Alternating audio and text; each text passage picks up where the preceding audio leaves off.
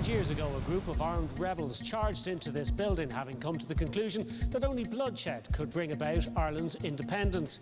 Tonight on Primetime, the central question that may have got lost in all the commemorations: were they right?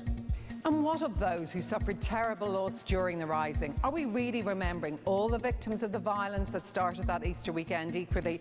Or is it still only a celebration of the side that was ultimately victorious?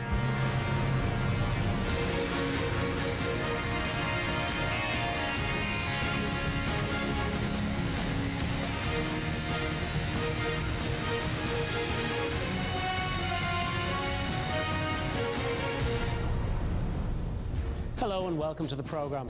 Tonight we're in the GPO, 100 years after it was the centre of one of the most dramatic and seminal moments in the history of this country, the Easter Rising. In this centenary year, there's been much commemoration of the Rising and many new permanent reminders of what went on in 1916, including the new Witness History visitor attraction, which opens here in the GPO next Tuesday. But in the midst of commemoration, questions remain, particularly around the ethics of the use of force by an unelected group to secure their aims. In short, was the Rising justified? Later, we'll be hearing from relatives of some of those involved in the Rising and debating those issues with a panel of experts. But first, Barry Cummins has been journeying back in time to ask the uncomfortable questions.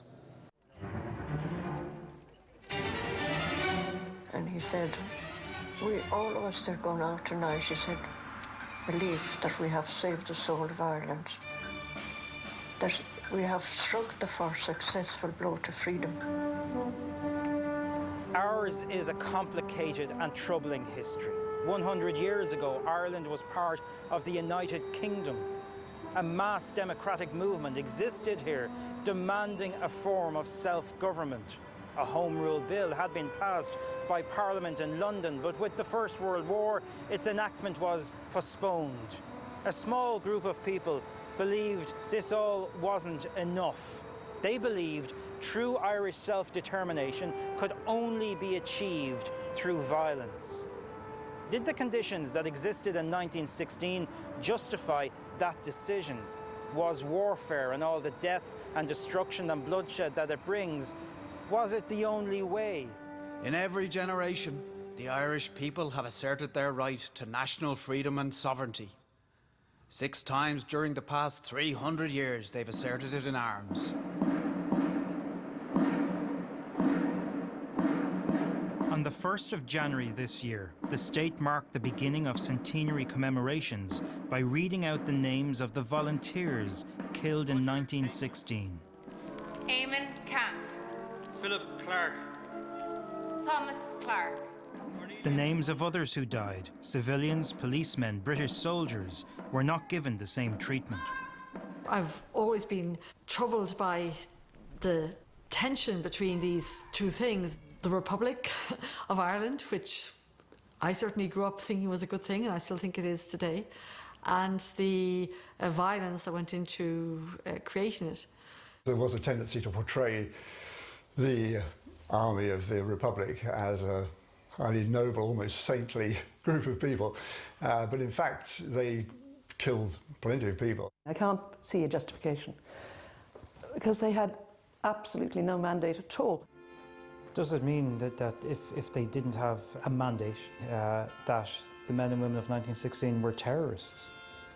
I'm concerned about emotive language like that because it's not a term that was much kicked around then. But I will say, did they have much more validity than the anarchists who were going around throwing bombs at buildings? No. Did they have the right to use violence to achieve freedom? Were other peaceful routes open to self-government? Possibly. Home rule may have been achievable in 1916. You had a British government which included people like Carson, Unionists and Tories, who were enemies of home rule. You could turn the question around and say, well, did Britain have a mandate to rule Ireland? I mean, the Irish electorate had voted overwhelmingly since the 1880s for some kind of self-government. Some Republicans probably would have felt that home rule would have led naturally, would have been the next phase of development. But I think also a lot of them would have been quite alarmed by the idea of home rule because Republicans stood for complete freedom, complete separation. Back then, Dublin City was where people lived, and the poorest lived in tenements in the heart of the capital. When rebels brought war to Dublin, the consequences were horrific. Close to 500 people died that Easter week. Over 70 rebels were killed. More than a dozen policemen died. Over 110 British soldiers were killed. But the majority of those who lost their lives were non-combatants, people with simply nowhere to go. Close to 260 civilians were killed in Easter week, including almost 40 children. Bridget Stewart is in that grave on her own. There's nobody else in the grave. You know, the parents obviously were buried somewhere else. With every conflict, civilians always pay the biggest price. We have 14 combatants, we have 10 soldiers, and we have 4 volunteers. We have 35 civilians. We name housing developments and streets and hospitals and sports grounds after the leaders of the Rising. We name train stations after them. But let's go back in time to ask just who were the small group of people who took up arms against British rule 100 years ago, and were they justified? Be very careful about 21st century values being applied to 1916. So when we talk about justification, we have to be very careful about reading backwards. When people talk about democracy, when people talk about mandates, we're often thinking in a very 21st century way. Good afternoon, ladies and gentlemen. You are all very welcome to the 1916 Freedom Tour. My name is Jerry, I'll be your guide, and our driver here is Mick. The Irish Volunteers in 1914 imported 900 Mauser rifles, very similar to this. Earlier, I met my tour guide, retired Garda Jerry Lovett, at the scene of the first killing of the Rising. The one group that are still being airbrushed from the narrative are the police. They were the sons of Irishmen, like the men and women in the Garda Síochána. Constable James O'Brien, aged 48, he was from County Limerick. He was on duty here on the morning of the 24th of April 1916. A party of Irish Citizen Army, led by Sean Connolly, approached the gate. Constable O'Brien went to shut the gate in front of them, and Connolly raised his rifle and shot him dead at point-blank range. We were in the parish of Gleno, and this is, Kilfergus Cemetery. It's somewhat inglorious that the first death in the Rising was an unarmed policeman. I met his grandnephew, Gus O'Connor, in County Limerick, close to the Kerry border. That's what he later is known. Said he was a man of 6'4", 16 or 17 stone, and he won a medal, a national medal in tug of war. And he was 21 years, I think, in the Guards when he was shot. I thought it was a desperate thing to happen. That he, especially when I found out that he was unarmed and just standing there doing his duty, and he just threw his arm, it seems to stop him and going in, and he was shot dead. The rebels of 1916 were made up of a number of groups: Cumann na mBan, the Irish Volunteers, and the Irish Citizen Army. I think you could suggest that the Citizen Army are slightly more hard cases. They're born out of the great industrial disputes of 1913, and they have a lot of experience of combat against the employer's forces. So they're probably sort of mentally mobilised for violence more than the volunteers were. Sean Connolly, who shot dead Constable O'Brien, was himself killed on the roof of City Hall by a British sniper a short time later. Over at Stephen's Green, the Irish Citizen Army shot dead another unarmed policeman. A young policeman called Michael Laheath from County Clare was shot and killed up near the Harcourt Street junction by, we're told, Constance Markievicz. Countess Constance Markievicz was a committed rebel leader. I visited her original home, Lissadell in County Sligo, where the current owner shows me a fascinating record of notes the Countess made in advance of the Rising. it talks about the points of attack. And you can see here, Barry, that references are made to various areas where the points of attack are, how many men there are, 200 men at Dublin Castle. And then she talks about the front gate and attack front gate. In that she led the group of the Citizens' Army up around Stephen's Green. Yes. They were involved in some of the really heavy heavy fighting that That's way. right, and she was personally involved in that and has been criticised, in fact, for killing a constable. Maybe she didn't realise the man was unarmed, or maybe it was a split-second decision. It was a wrong thing to do. Of course, it was a wrong thing to do. But I suppose tempers and passions and emotions were very high. Countess Markievicz was an ardent admirer of James Connolly, one of the 7 signatories of the proclamation. Now, the main party of volunteers left the Liberty Hall, led by Pearse, Connolly, Clark, etc. They marched up to the front of the GPO. Connolly gave the order to halt, turning to the left turn, the GPO charge. These photographs are from inside the GPO. You can see there only one of them has a uniform. And the guy on the right here looks about 14.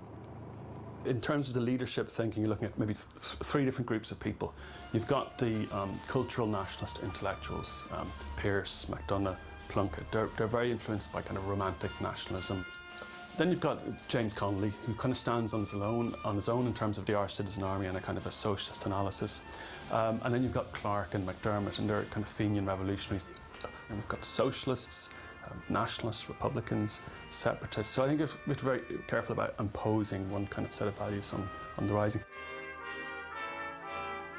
Joseph Plunkett, a man with no military experience, devised the rebel strategy of taking buildings and holding on for as long as possible. He did, I know. It was just another romantic amateur's adventure, you know. It was nonsensical. Infused with, he greatly admired Connolly when he got to know him, with Connolly, who had been in the British Army, Connolly saying, this will be all fine because the British won't use artillery because they'll defend capitalist property. So he was completely blinded by ideology. They hadn't a clue what they were doing. The idea of taking key city centre buildings is also a reminder that it's not just about military strategy, it's propaganda. You know, it's this defiant gesture in the heart of Dublin City and taking these key buildings and essentially saying that we are reclaiming our city. The plan that they adopted ensured that there would be huge consequences for the civil population of Dublin. It's a situation in which the potential for death and destruction is enormous, and of course the British then played their part in that by using artillery. It's a very dramatic moment when the British forces start shelling one of their own major cities. While the volunteers were fighting a losing battle in Dublin, Ashbourne in County Meath saw the only rebel victory that week. 50 men led by Thomas Ashe and Richard Mulcahy attacked the local RIC station and ambushed police reinforcements. What happened on these country roads in Ashbourne that day became known as guerrilla warfare. The volunteers ambushed the police, firing across the hedges from both sides. The police tried to take shelter in the ditches. The exchange of gunfire was intense.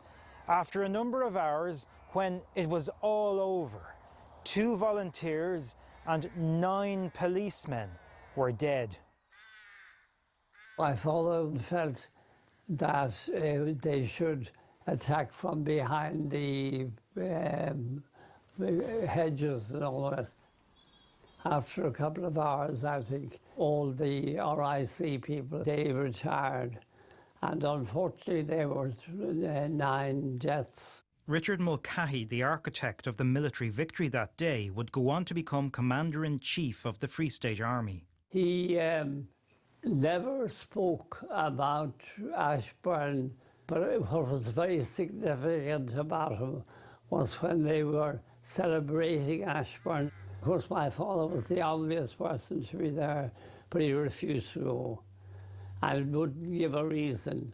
I think he must have had some feelings about the unfortunate outcome, the actual killing of 9 Irishmen.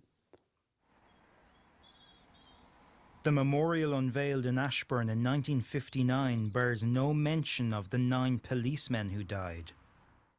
In 1920, Richard Mulcahy married Mary Min Ryan, who in 1916 had been engaged to Sean McDermott. I think that if Sean McDermott, and particularly Clark, hadn't been there, there would never have been 1916. They were the linchpin of the whole thing, particularly Clark. Tom Clark differs from the other signatories. He served 15 years penal servitude in an English jail for his part in a bombing campaign in London.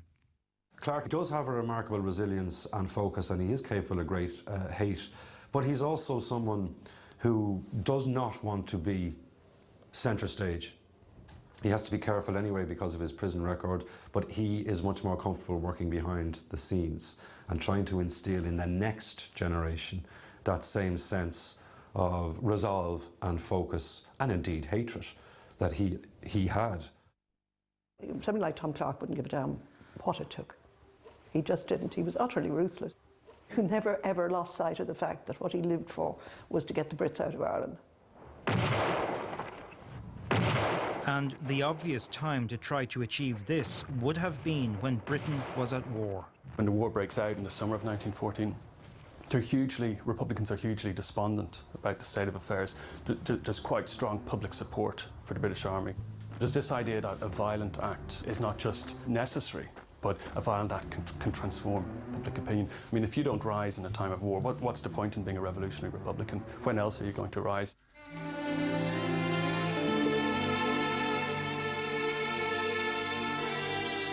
The war in Europe was to see 38 million deaths, including thousands of Irishmen who fought in British uniform. This year marks the centenary of the Battle of the Somme. In 1916, a small group of Irishmen engaged in war against Britain, while a larger group fought for it. The City of Nottingham War Memorial, remembering all British soldiers who died in war, included in that number 28 members of the Sherwood Foresters killed by Irish volunteers in the Battle of Mount Street Bridge in 1916. One of those to die was Captain Frederick Dietrichson. This is the book. It's that were written by members of the Nottinghamshire Law Society who fell in the Great War, and there are some photographs. Indeed, there's one here of Frederick Dietrichson.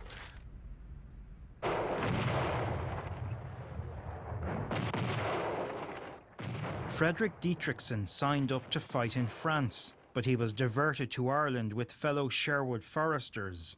The order to advance over Mount Street Bridge, but a small group of volunteers ambushed them, as one man who was there recalled 50 years later. We could see the British troops approaching from the other side of Paddington Road. Mick Malone and Jimmy Grace opened fire on them. When they came in our view, then we opened fire. The shooting was intense. The British strategy was similar to that at the Battle of the Somme. Soldiers repeatedly ordered to advance straight towards the enemy. They eventually took the bridge, but at great loss of life.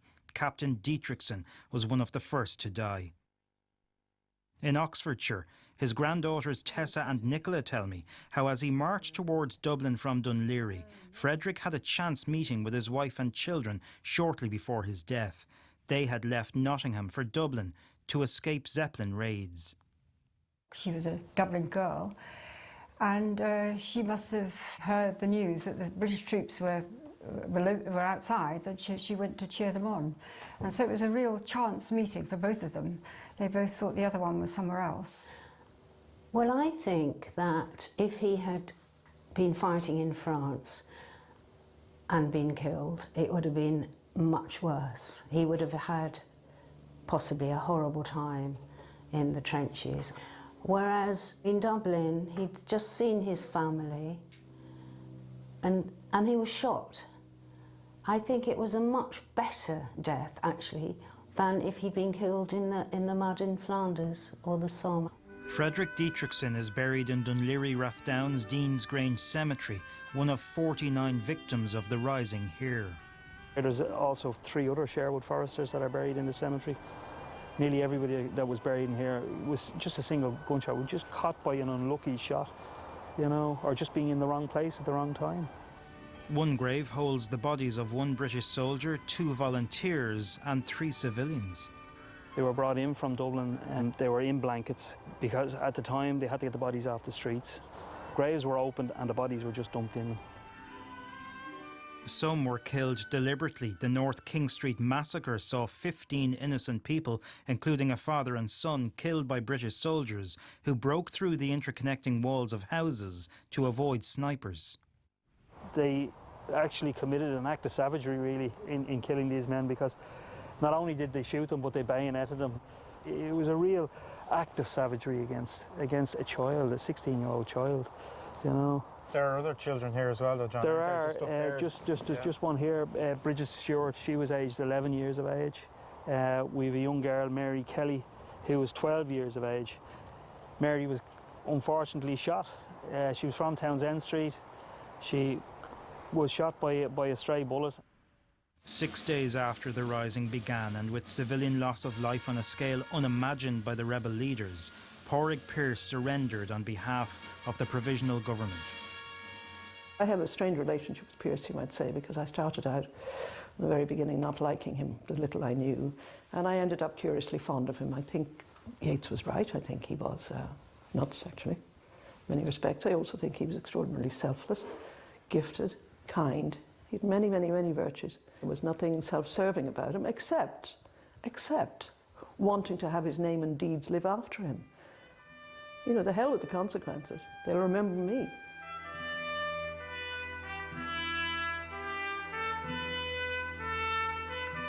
Over 10 days, 14 leaders of the Rising were executed at Kilmainham Jail. The British Army tried to do more than just execute the leaders. It wanted to use this moment of retribution to finally crush them. So they rounded up thousands of people, actually, who were suspected on the basis of somewhat inadequate police information of being sympathisers or potential rebels. And that sweep, that had a huge effect. So what happened? The Irish always respond to the martyrdom thing. We just do, it's in our DNA. And from baying for the blood of the people who were responsible for wrecking Dublin, everybody's saying, oh, isn't this terrible? They are terribly misfortunate people. And there is no sense of perspective. I mean, we had 250,000 Irish people fighting in the British Army, and they're forgotten about and ignored, because they're not romantic. What's romantic are these men to whom mythical qualities are assigned, going to face the firing squad. It's theatre. The Rising is an iconic event, which means that it's always changing. We're always reading into it what contemporary society wants to see, and at any given time there's competing visions of 1916. For example, 1916 has ever been regarded in the same way north of the border as south of the border. In the south, 1916 is a kind of, it's bound up with the attainment of independence, with national sovereignty and so on. And of course, for obvious reasons, north of the border in 1916 is unfinished business. Frederick Dietrichson's granddaughters will soon visit the place where he died, in a rising that initially lacked popular support, but which sowed the seeds that led to our independence. They would like to see all the dead of Easter week remembered. It would be nice to walk perhaps along the Black Rock Road and just get a feeling of the place, really, and then perhaps to Mount Street and look at the canal and the bridges and things. This was more like a terrorist incident, which in some ways we have feelings that they were justified, because we look back at history, we're not really proud of all the English involvement in Ireland. If I was asked about a monument, I would like it to be a peace monument, rather than one glorifying one particular side. Violence can ever be justified. Perhaps it can be forgiven. I think one can understand and certainly forgive, or try to forgive. The other question is whether something unequivocally good can come out of a situation of violence. And perhaps we are still haunted in some way by our violent past.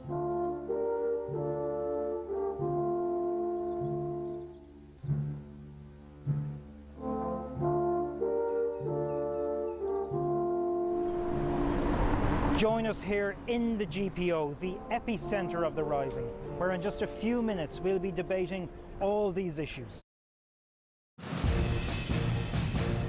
I'm joined now by 6 people who have very different views on whether or not the rising was justified. Arguing that it was are Fianna Fáil TD and grandson of Eamon de Valera, Eamon O'Keefe, former Taoiseach, barrister Michael McDougall, who's also the grandson of Owen McNeill, the man who tried to call off the rising, and historian Ronan Fanning.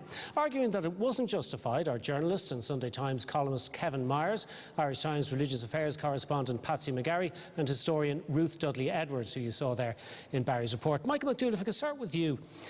What you had here was a tiny minority plotting to use violence to achieve their aims without any mandate whatsoever. It's very hard to argue that that was justified. Well, it depends what you mean by justification. Any revolution against the greatest empire on the planet with the greatest intelligence service that was available, any such revolution is going to be plotted in secret by a group of people who have to keep what they're doing secret. And they're not going to go and have a referendum beforehand, or there wasn't an Irish Parliament which could back them. You also have to bear in mind, and the film piece that we just saw didn't deal with this in such great depth, and that is that violence in Ireland had been enshrined in 1912 by the Tories in England and the Ulster Unionists. They had set up the bones of a provisional government in Ulster backed by weapons. Okay, well, so the Irish volunteers were in effect responding to British violence in Ireland to stop Home Rule. But this wasn't the Irish Volunteers, this was a tiny minority within the Irish Volunteers. Your own grandfather, the Chief of Staff of the Volunteers, disapproved of the rising. Exactly. I mean, it's a morally complex thing. I'm not suggesting that McNeill was wrong in his view. He took the view that if you were going to use force, and he was willing to do that in 2 circumstances. 1, if the British tried to disarm the volunteers, or 2, if there was a reasonable prospect of success. And those were the 2 conditions on which he was operating.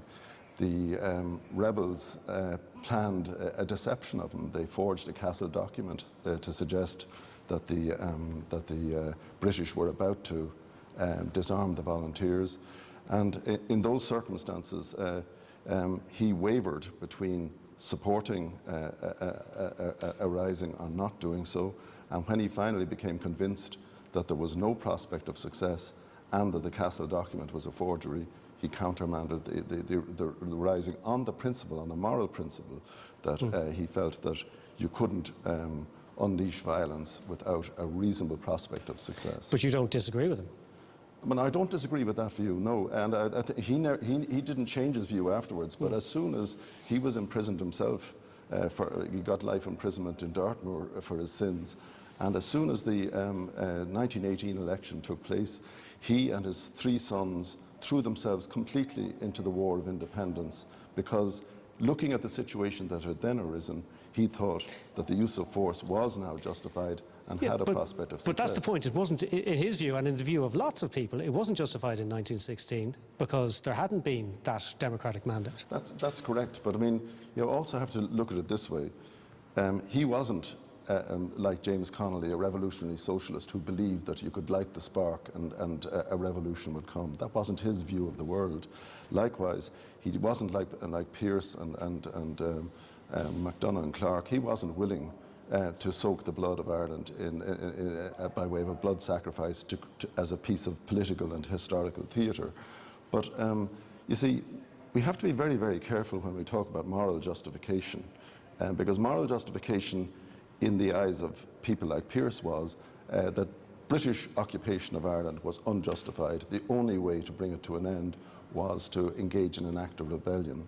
And that is a view of the world which is tenable. And I think if you look forward again from 1916, virtually nobody really seriously contends that Irish freedom was available other than through armed struggle with the British Empire. We'll get into some of those issues in a moment. Eamon O'Keefe, as Michael says, you can't have a referendum about whether or not you should have an insurrection, but I mean, there was no attempt made to even find out what the people wanted. These people just looked into their own hearts and decided that that gave them the right to take other people's lives. Well, first of all, the most fundamental taking of rights was the right taken by the British Parliament to themselves, that it was their choice and their choice only as to what happened on this island.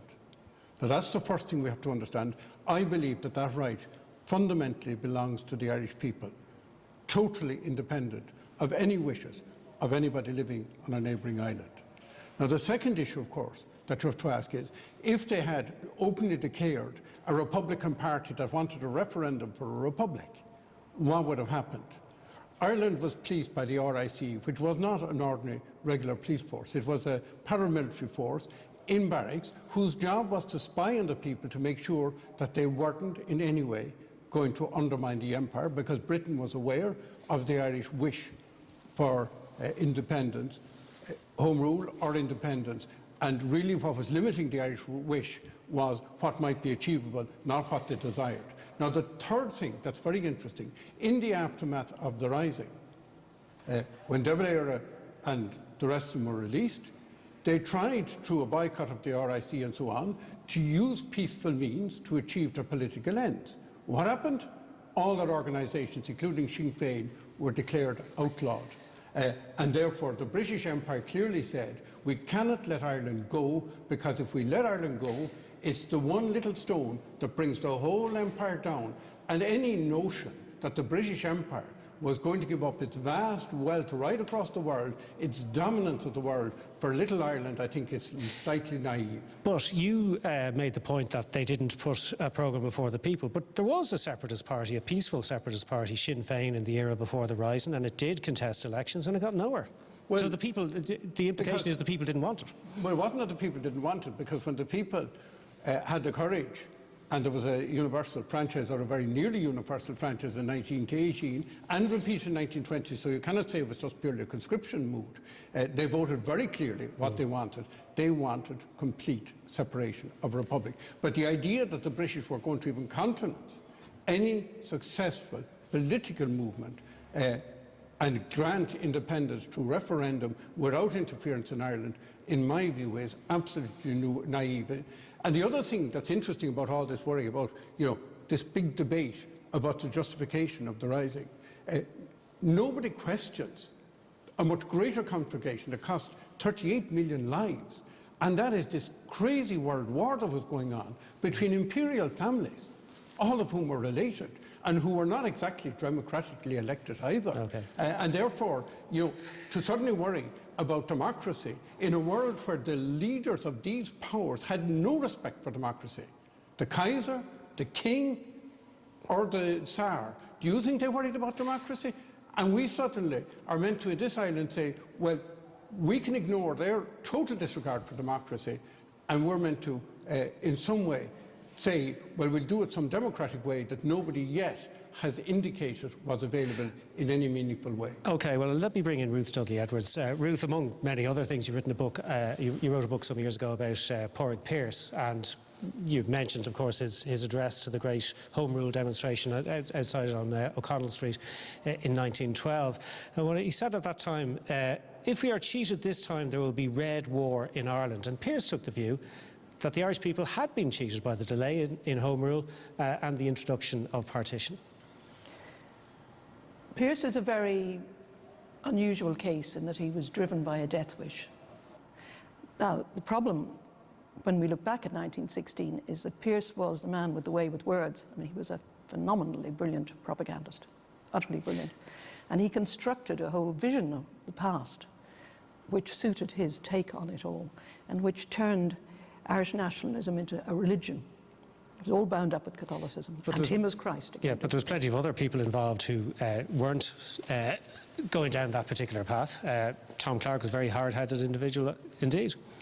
So many of them were going down different paths. I mean, the point I would make here, and that's quite a big one, I absolutely accept that they were inspired, that the Irish volunteers wouldn't have happened without the Ulster volunteers. I mean, that's absolutely true. We're all very tied up in it together, and there's a responsibility all around in this one, no question about that. But having said that, there were 500,000 people signing the Covenant up north, and there were 7 people signing the Irish Proclamation. Now, that's not much of a tribute to democracy. Kevin Myers, people would argue that there are some things that are worth fighting for. Arguably, there are some things that are worth dying for. And there was plenty of Irishmen who found that led them to Flanders and to France. And there was other Irishmen and women who found that it led them here to the GPO. Yes, and it was... Eamon is quite right about the millions of people who died on the Western Front. It was a time of great war, and war had contaminated all values. But it doesn't mean that you're immune to the moral obligations about what is a just war. And one of the stipulations of a just war is, can you win? And could the men and the women of 1916 have won on the terms that they were proposing? And the answer is they could not in 1916. Could not in 1919, could not in 1921 or 22. If you take on the British Empire, you will lose. That's what happened. Nobody in 1916 in the GPO wanted a partitioned Ireland. That's what they got. Not merely was it a partitioned Ireland, the Act of Union wasn't merely retained, but the Orange majority was given control over the nationalist minority. And the terms of the treaty that were exacted on the Irish delegation in 1921 was so severe that we had a civil war. But the British retained most of their strategic interests. They kept control of Irish waters, they kept control of the seaports, our delegates, our representatives, our TDs had to sign an oath of allegiance to the King as head of the Commonwealth, and we remained inside the Commonwealth. Not one of those things would have been recognisable to the garrison of the GPO in 1916.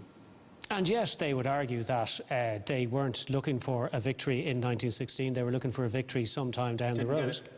How can you say they didn't get it by 1921? They didn't get it by 1921.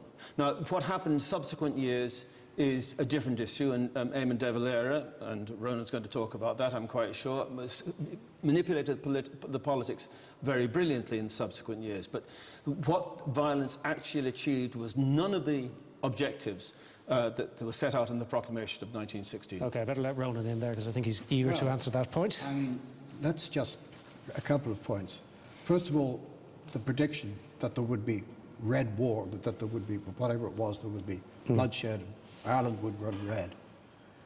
That wasn't just made by Pearse. That was made by the British Prime Minister, Henry Asquith, in November 1913, in a memorandum to the King, when he said, if the Home Rule Bill does not become law in the next year, yet again, for the third time, the Irish people will have been deprived, will have been denied what they have thought of, what they have consistently voted for as their right. The reality is, and the reason that it gets back to something Michael said about the militarism of 1912-14, the reality is that British parliamentary democracy had failed in Ireland, had irrevocably failed in Ireland. But the Home Rule Bill was, but the Home Rule Bill was on the statute book with a suspensory clause. What's much more important was that it was suspended for the duration of the war. Now, Redmond, admittedly, was very unlucky. He, like so many other people, thought the war would be over by Christmas 1914. If that had happened, one doesn't know. But, I mean, put not your faith in princes. Well, I would say put not your faith in British governments. And there is not a shred of evidence to suggest that, not one shred of evidence to suggest that if it hadn't been for the violence, if it hadn't been for the Irish Revolution, the British government wouldn't have moved to a larger measure of independence. When they finally have to return to Ireland after the war, the offer is the same. Home rule, except it's 2 home rule parliaments, not 1. And I absolutely would contest what Kevin says about the outcome in 1921. Henry Kissinger talked about America's debacle in Vietnam. If you're fighting a guerrilla war and you get a truce, and you get a stalemate and you get a draw, that means the guerrillas have won. And that's what happened in Ireland. Because it's arguable, I mean, my argument would not be, not necessarily that what happened in 1916, the violence in 1916 was justified. But what seems to me to be absolutely justified is the commemoration of 1916 as a seminal event, as the landmark on the path to Irish independence. Now, if you take the view, as I don't know whether Ruth or Kevin do, that you would have preferred Ireland never to become independent, that's a perfectly legitimate position to hold. And I would defend anybody's right. But what seems to me to be nonsensical is to take the view that, you know, everything would have been all right if only we'd stayed quiet. The British are a beneficent people. Surely that independence, they would have given independence. Yeah. Surely it would have happened at some stage. Why? There's no evidence to support it. Okay, well, I want to bring in Patsy McGarry. No evidence whatever. Okay, no evidence. I have to disagree profoundly with Professor Ronan and indeed Eamon's comment there about how if they allowed Ireland to gain their freedom, it would be the spark that would lead to the dismantling of the British Empire. I mean, already by the early 1900s, Australia, New Zealand, Canada and South Africa had Dominion status, which we secured through the truce at the Treaty of 1921, and little more than that. But I have to disagree also with Michael. This was not a morally complex issue. It's a morally very simple issue. The rising was, as the Attorney General of Northern Ireland said at the weekend, John Larkin, a Catholic, the first Catholic Attorney General of Northern Ireland, was profoundly wrong. It had neither constitutional nor democratic legitimacy. And that is the view that is gaining more and more currency, and with which I would have to say over a period of evolution over years, I profoundly believe myself. Those men, they ignored your grandfather who believed it wasn't going to succeed. They, a minority, decided to go ahead anyhow. They didn't even tell the men that they were leading out in the streets, and they were mainly men, whatever about the current fiction to try and give the impression that there were huge amounts of women involved. There were not. There were a few, certainly. But they led those men and they went out to their various Owens Mills, Jacobs, forecourts, whatever, around the city. They didn't know, a lot of them, what they were doing. They thought the country was rising. It was, as the week progressed, they realised otherwise. They led those men, most of them, many of them, to their deaths. They were responsible for the deaths of 485 people, as pointed out in that documentary. The vast majority of those, 254, were civilian, 40 were children, none of whom wanted to die. And for what? Well, if we're going to get into the counting deaths... No, we're talking about morality here. No, I know, but let's talk about the morality of the son. Let's talk about the nonsense about little Catholic... We're talking about 1916 as in Dublin now. I'm more than prepared to hold on a second, Patsy. You've had your chance. If you're going to actually look at what happened, 1912, the provisional government in Ulster, the British Tory establishment saying, let me finish. The British establishment said to a minority in Ireland, use force, threaten treason, establish a provisional government, and we will back you. And from the king down, they did back them. That's the situation. And the Irish people, on the other hand, who were asserting their claim to independence, were at every hand's turn being frustrated by British politicians. Yes. Not true. Yes, indeed. Yes, okay, let Eamon. Was in 1914. Well, was a home ruler. This was a home ruler to begin with. Patsy, can I let Eamon in? That wasn't nonsense. It was the I think everybody here could agree on one thing, that war should be avoided at all costs. Yes. All war. But the idea that the British Empire wasn't based on force and imposing of force is, in my view, a Do you myth. know, I wish we wouldn't put in opinions into our mouths that we don't hold. We all know that the empire was created by force and maintained by force, by violence, often illegal, as the Indians were discovered in Amritsar in 1919. In one single occasion, 1,000 unarmed Indians were slaughtered. We all know this, everyone watching the programme. So don't turn these events that we all agree on against us. But he just said we all agree. I'm just putting the point that to believe, therefore, that the British Empire were going to walk out of Ireland when they didn't walk out of India, which was a huge country, many, many miles further away, until 1948 after a huge campaign over many decades. But is, in my view, naive. Now, the second thing is... But at least the Indians were able to say that they achieved that through peaceful resistance. Well, to be quite honest, 1,000 people died, twice the number that died in 1916 in Amritsar.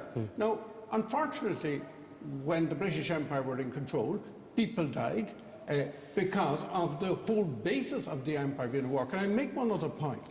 The number of Irish people who died at the front on Easter week 1916 exceeds the total number of deaths in Dublin. Number 3, if we look at the deaths in Dublin, the reality is that a lot of civilians died because the British shelled the city and because they used machine guns indiscriminately in the city. And because the rebels staged a revolution in a crowded area. And when Pearse realised they were going to use totally brutal methods to overcome the rising, he called it off. And I think when you look at the surrender, he talks about the prevention of civilian casualties. On the other hand, Britain continued for a century and is still at waging wars when its interests are very brief point. And finally, can I say, when we look at how we used our independence, we were one of the few states that clearly states in its constitution about the judicial resolution of international disputes and have kept out of war and only got involved in peacekeeping. Can I just say one thing, Patsy? There is the Government of Ireland Act of 1920. We had no rights to determine our own taxation. We had no rights to have international relations. We had no rights to do a myriad of things under this puppet regime, which was about as good as the Welsh Assembly is. If you believe in an independent Ireland, which I do, and the vast majority of Irish people do, this was a useless, it was a bogus, it was a bogus deal. Excuse me, I want to let Ruth in. Just as we're moving on, because there is a tendency here to attribute beliefs to each other, I'd like to make it clear about the First World War that I am proud of the Irishmen who fought in it, because by God, if we'd ended up being ruled by the Germans, we'd really have known what it was to have an evil empire, and we should bear that in mind. Can I make a point here? Yes, we must remember something else about 1916. I mean, Eamon talks about the number of men who died in the Somme the same week, or in... I'm not talking about Somme. I'm talking about... Please let him finish it. It's an aside, really. But 1916 is killing people still. It killed Adrian Ismay in Northern Ireland, that thinking behind it. It killed 3,500 people during the Troubles in Northern Ireland over 3 decades from the 70s, 80s and 90s. It is still being used, the same mindset, the same thinking, the same lack of morality to justify the activities of the new IRA, the real IRA, the continuity IRA, the dissident IRA, the INLA, the provosts, the officials. What happened? It's the same. There was a general election in 1918. I'm sorry. There was a general election. You might not have liked the result. It's retrospective. And all this talk about doesn't apply in law any more than politics. Just war. Okay, well, let me put a point. The notion, just one point. No. The notion that if you've got a war, at least that if you're plotting a revolution, that you sit down with your pals who are plotting the revolution, and you say, now, before we go any further, we have to consider whether this constitutes a just war. But that is just but you can use this. That is not the way. Maybe that should be the way revolutions work, but it's not the way revolutions work. In your declaration, say we promise to protect the rights and liberties of the Irish people, and then proceed immediately to take those rights and liberties, as befell Constable Lahiff and Constable O'Brien and James Kavanagh opposite the Shelbourne Hotel, and all the 9 children who died that first day. Okay, so I want to put this point to Eamon O'Keefe, and I want to put it very clearly, the point that Patsy McGarry was raising, that what is the difference between a small, unrepresentative group deciding to stage a rising in the middle of Dublin without any democratic mandate whatsoever, and the provisionals during the Troubles, or dissident Republicans now? What is the difference? 2 very fundamental differences. The first fundamental difference is that the purpose of the 1916 Rising was to get rid of the power of the British Parliament in Ireland and the British King.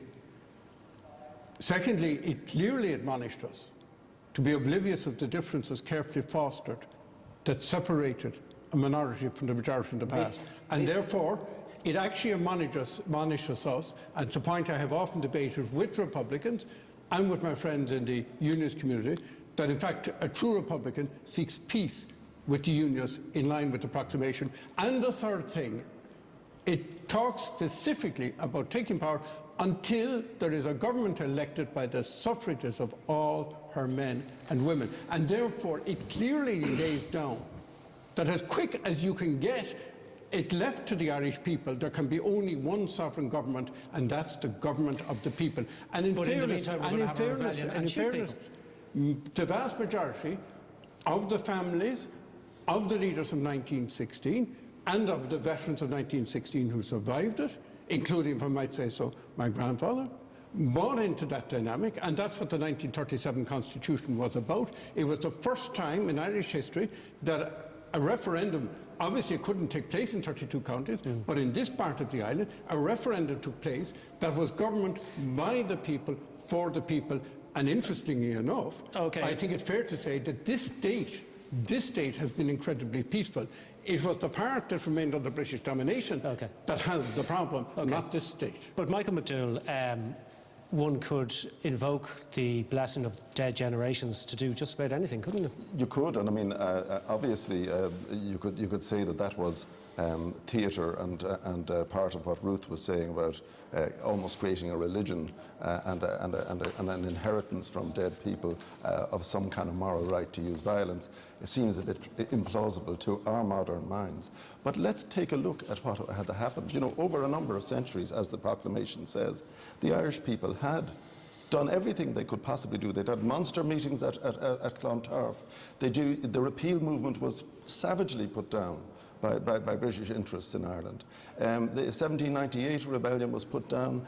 The Fenians, in all their efforts, were suppressed. So let's be clear about this. When it comes to resisting the largest empire on earth by a country that believes it has the right to be independent, whether it's the colonialists in America or the people of Ireland, you have to be willing to use force.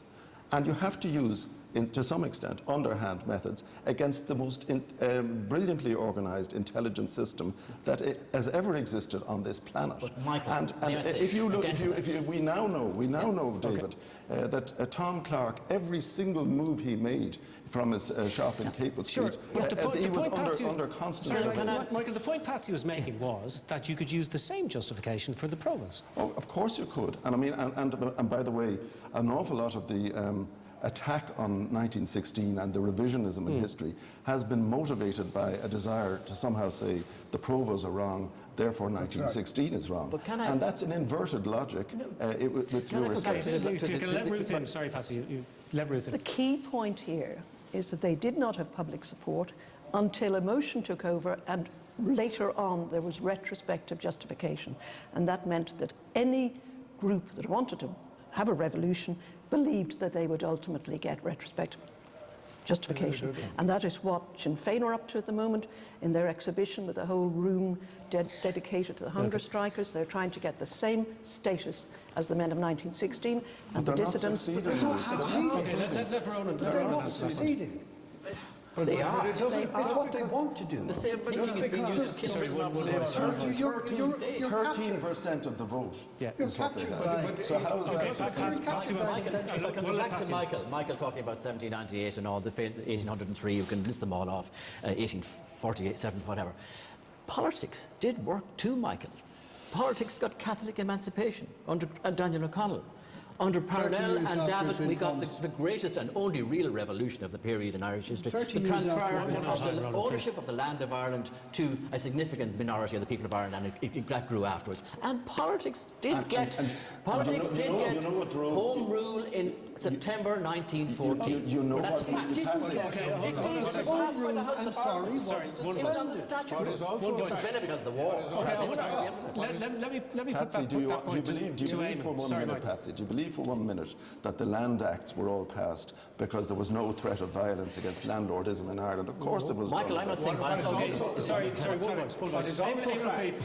But it's also a fact is that the Irish people, in the nearest thing they were likely to get to a referendum in 1918, and then subsequently in the election to the Second Dáil, declared a sovereign independent state.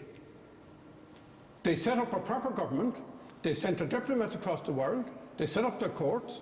In 1920, Cathal Brugh seconded by Terence McSweeney, passed a resolution. If it's a referendum, why did your grandfather execute 6 IRA men during the war? Because he was defending the interests of the state. Let me finish. He was defending, and he was right, because he was defending the interests of the state.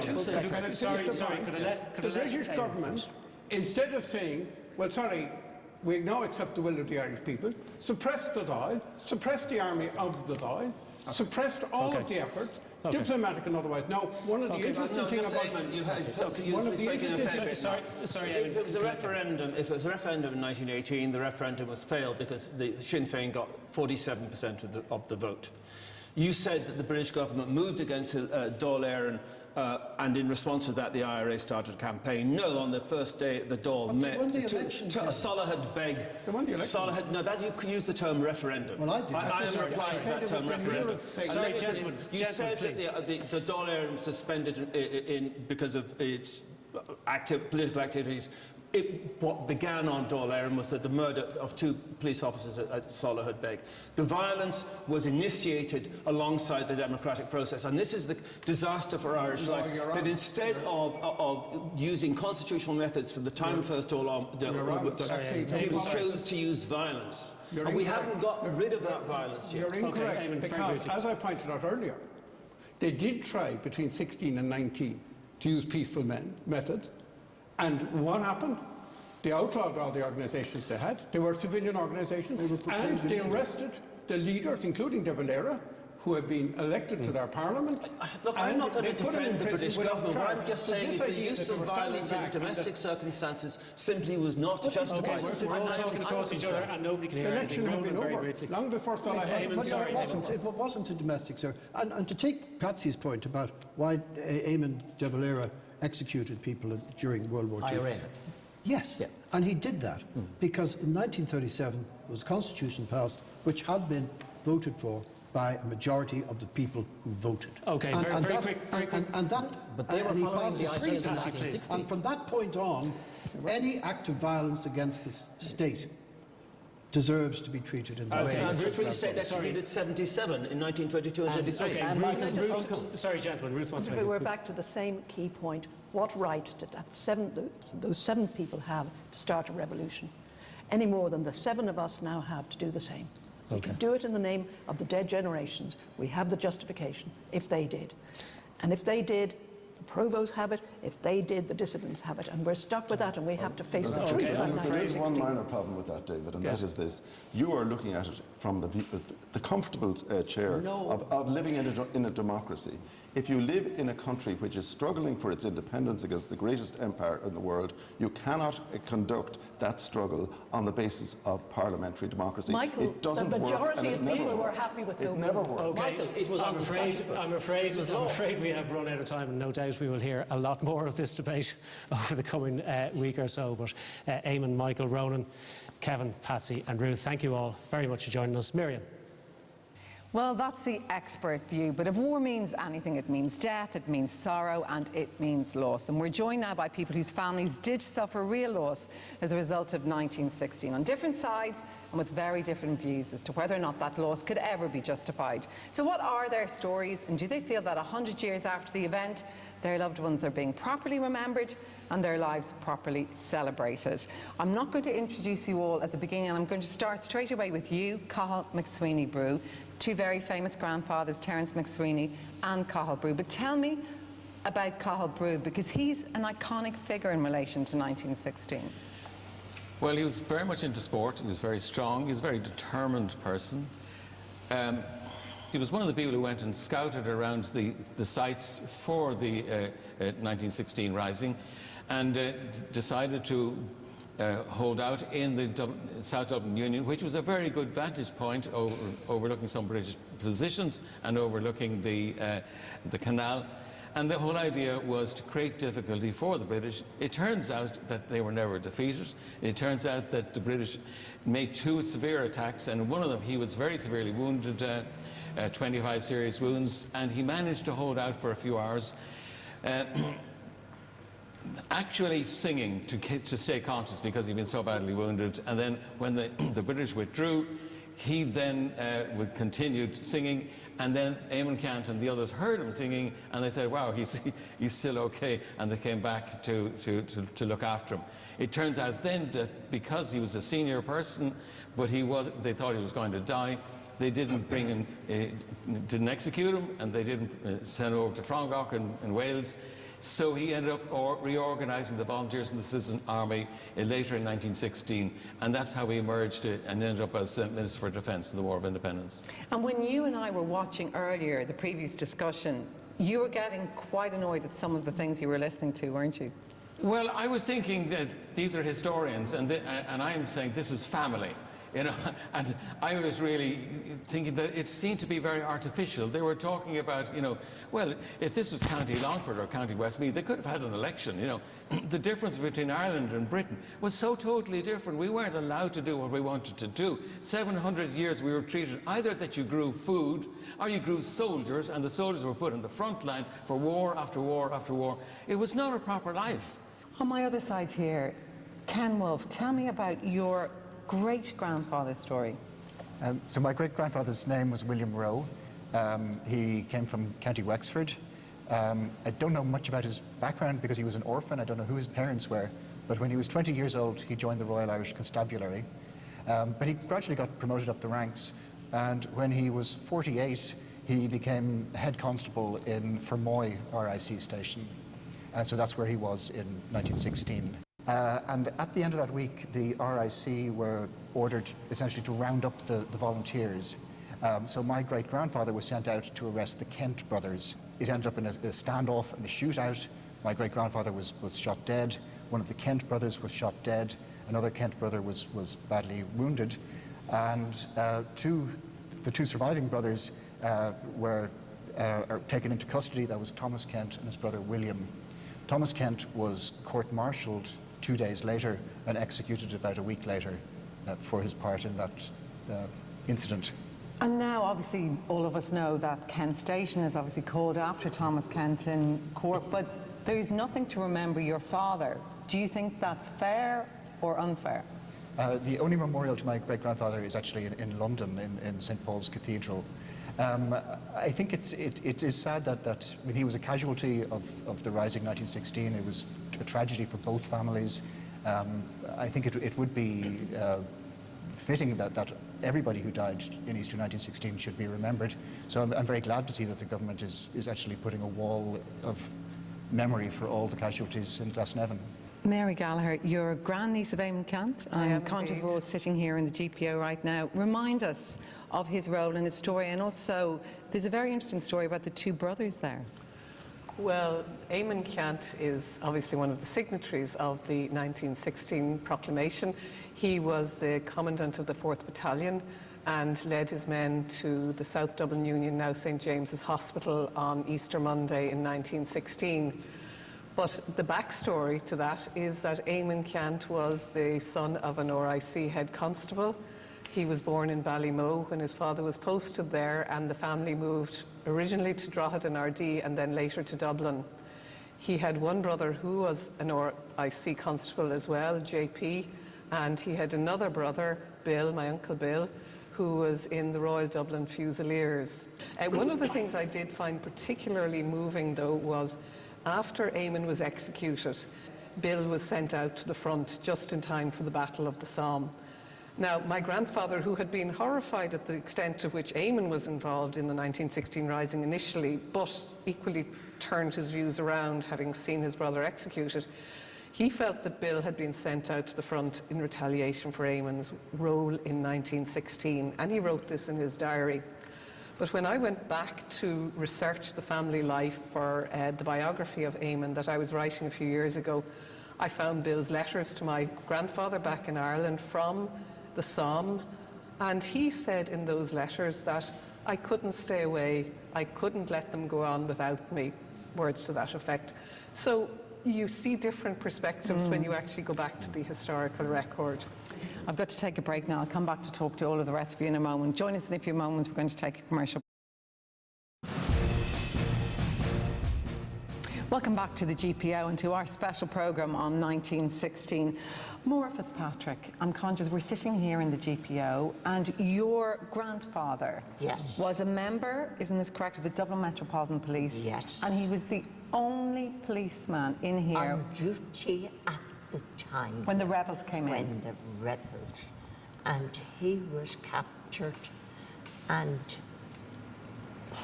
tied up on the chair and left there for 3 days.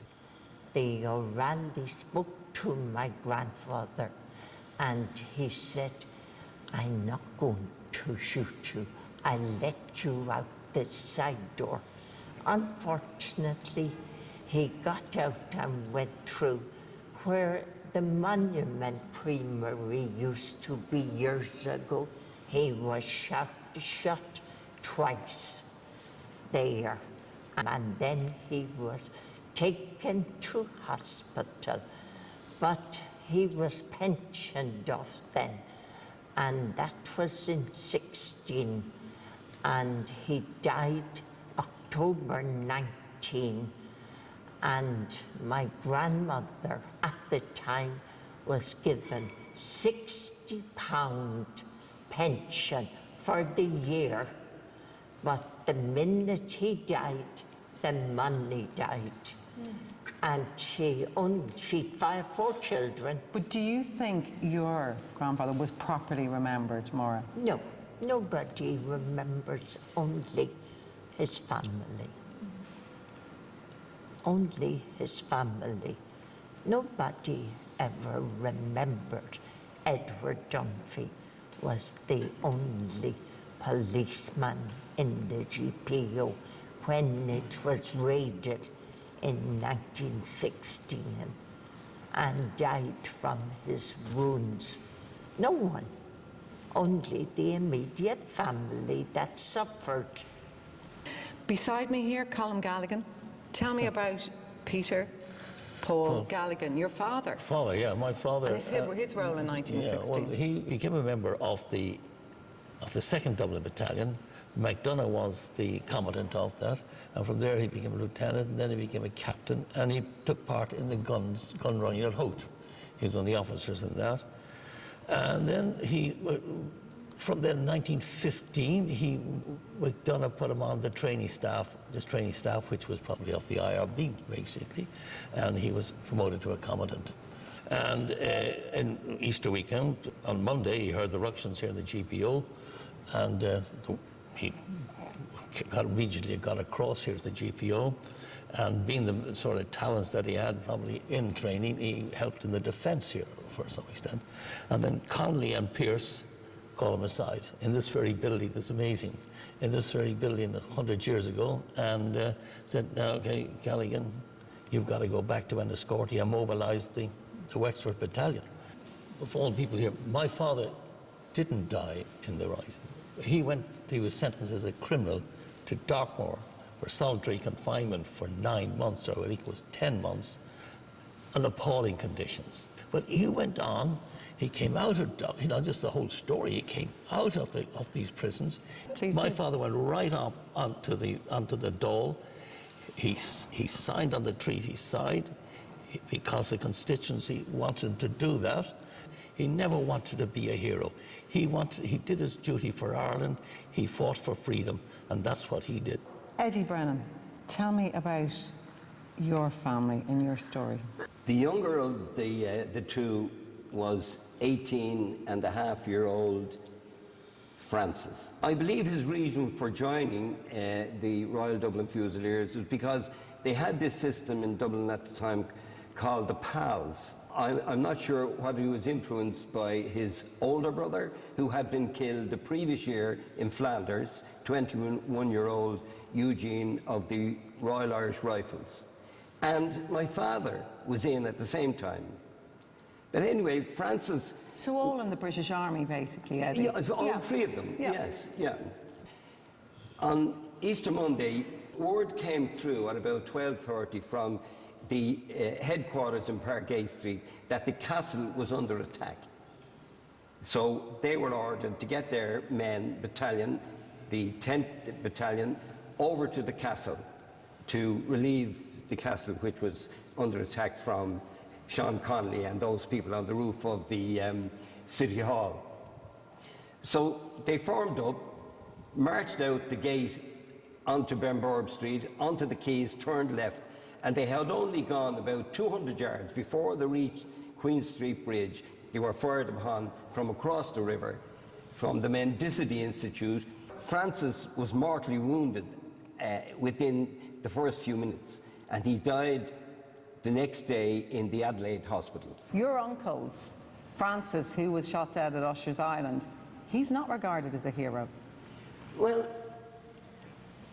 I won't even suggest that he's a hero to me, because the 1916 men were heroes to me because I was schooled on it.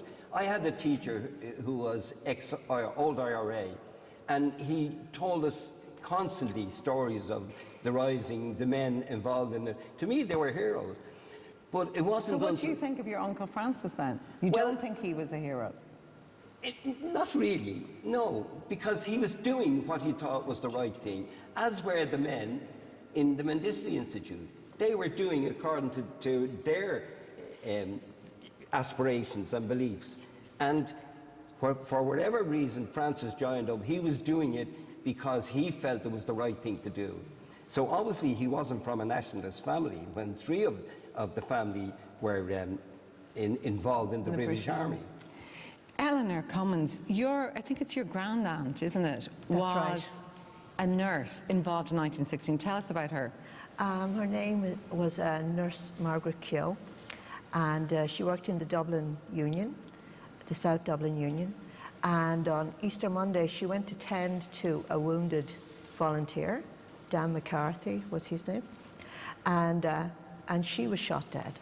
He was wounded, she was shot dead. He was already wounded, and in his witness report he said that the soldiers who shot her, he said they must have lost their heads because they shot a nurse in full uniform. And she was in her late 40s, she wasn't married, she lived around the corner, and she was quite, well-to-do, a career woman of the time. Yes. And yet I suppose you could think, Eleanor, if the Rising hadn't happened, she wouldn't have lost her life, she wouldn't have been shot dead. Yeah, of course, yeah.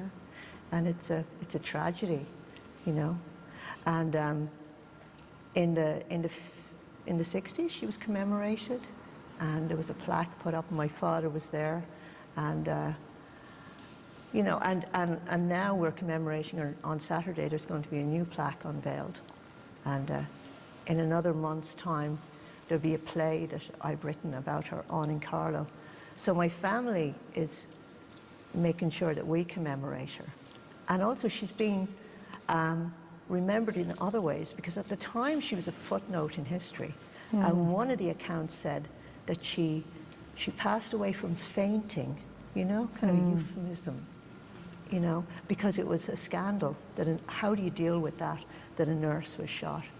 And so my family believes she was probably quite a strong-willed character who would have, went against, well, you mustn't go out there, and she was, I'll go out and I'll help someone. Alex Findlater, you're my last person to speak to here. I think it's your grandfather was Captain Henry de Courcy Wheeler, and he took the surrenders from the 1916 commanders. Is that right? He took the surrenders, so he was present. He witnessed them. He took them first with Pearse, and then when he got a message from General Lowe. General Lowe wanted an officer, wanted to have a staff officer to help him with the surrenders. So grandfather got into his little Model T Ford at about midnight and set off up alone through the dark roads and arrived in, I think, Parkgate Street, reported to General Lowe. And the next morning the message came through from Nurse O'Farrell that they were wanted. So General Lowe said, "Come on, Wheeler, jump into the car." Off they went. And then that iconic picture, he was there, and as Pearse surrendered, handed over his sword and then his pistol, which was handed to grandfather, and the other things out of Pearse's pockets handed over. And my feeling is that grandfather actually took that picture because he's the only one not in it. What was your family, and I know your 106-year-old mother is watching this, but what was your family's attitude to the Rising? I think you want to go to the Findlater side, and we had, I don't know, 14, 15 grocery stores around the place. But take grandfather, seeing all the other buildings being damaged, he would have been very upset. Then early in the program they talked about Fred Dietrichen. He was married into the family, and he was the one who came across the first officer to be shot. So how would he be feeling? He had two brothers, he had three brothers away in the First War, one killed in Gallipoli, one killed in the Somme. When they set off in 1914, absolutely happy that we were getting home rule. And they were Redmondites, and they, they were following, they saw that we should get home rule through the parliamentary way. What do you think all about, Moore's relation here as well, I suppose police officers who were killed during the Rising, but they're not regarded. History looks on them as though they fell on the wrong side of history. They're not regarded as heroes in the way that your grandfather is. I think it's unfortunate, because we should be commemorating everybody. But certainly we are celebrating some people, but what we're celebrating really is getting our independence. I mean, for instance, we're talking about Eamon Ceannt and other leaders. The 1918 election endorsed what they did. Ken, in your case, it's a similar story to Moore in a way. As we said earlier, there's no plaque in this country remembering your relation, and yet Cork Station is called Ken Station. Well, I knew it was Ken Station for a long time before I knew who it was named after. I wouldn't see my great-grandfather as a hero of 1916. I'd see him as a casualty of 1916, the same way as there were so many civilian casualties. And I think it is a shame that those people aren't remembered. For example, we heard earlier about the Battle of Ashburn, County Meath, where there's a memorial to the 2 volunteers who died, but there were 13 people died there. There were 8 police, 3 civilians who were forgotten, essentially.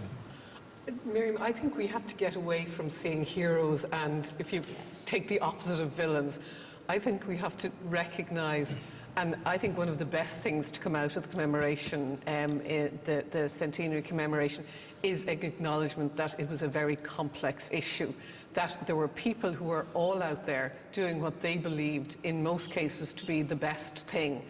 And the best thing is a very subjective thing. Thank you all very much for coming in here to the GPO tonight. Thanks also to all David's guests who joined us earlier. We'd also like to thank Morris and Jane O'Keefe of the 1916 Rising Oral History Collection for their immense help in researching this programme tonight. Primetime is back in our studio in Donnybrook on Thursday, so please do join us then. But before we go, I'd like to thank everyone in the GPO here who's been so kind to us tonight. Ihawa.